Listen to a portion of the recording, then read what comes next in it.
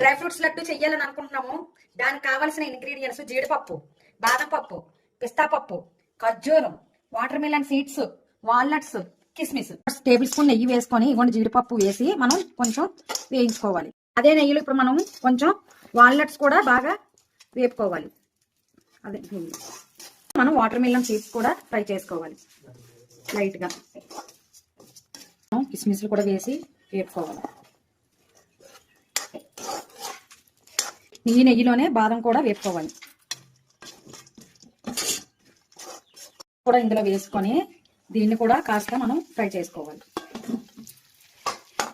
నెయ్యిలో వేపుకోవాలి.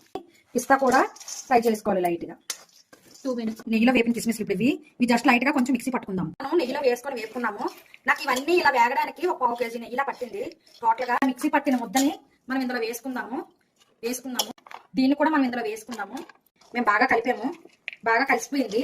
కలిసిపోయిన తర్వాత ఒక గుండి ఉండలు కూడా చేసేస్తున్నాము. ఇలా వచ్చినాయి, చాలా బాగా వచ్చాయి లడ్డూలు. ఒకసారి చూపిస్తాను. టోటల్ గా మా డ్రై ఫ్రూట్స్ లడ్డు అయితే రెడీ అయిపోయింది. ఈ మొత్తం 65 లడ్డూలు వచ్చినాయి, అంటే 3 kg అనమాట. మేము డేట్స్ కొంచెం తక్కువ వాడి డ్రై ఫ్రూట్స్ కొంచెం ఎక్కువ వాడాము. వీటిలో గసగసాలు కూడా మనం పైన అద్దుకోవచ్చు, కానీ మా అమ్మాయికి ఇష్టం లేదు అన్నదని మేము డైరెక్ట్ గా ఉండేలా చుట్టేసాము. మాకు వచ్చి 2200 అయ్యింది. ఈ షాప్ లో కొంటే ఎంత అవుతుందో మీ కామెంట్ ద్వారా మాకు తెలియజేయండి.